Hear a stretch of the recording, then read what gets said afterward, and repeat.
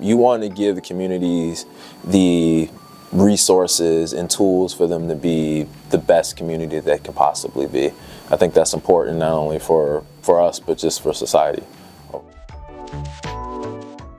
It's very meaningful to me because I do like to feel that everyone is deserving of a place to call home.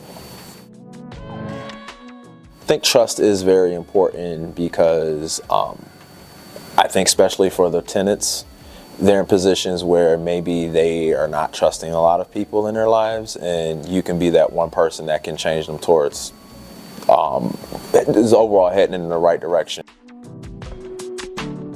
A lot of times it's flexibility just with schedule. I'll go to a unit, no one's home, I'm completely out of the area. At times they'll call me when I'm out of the area to say, hey, I'm home now. And so, me sometimes having flexibility in my time, able to go back and do the inspection. And then overall, the people are very satisfied that I was able to be flexible.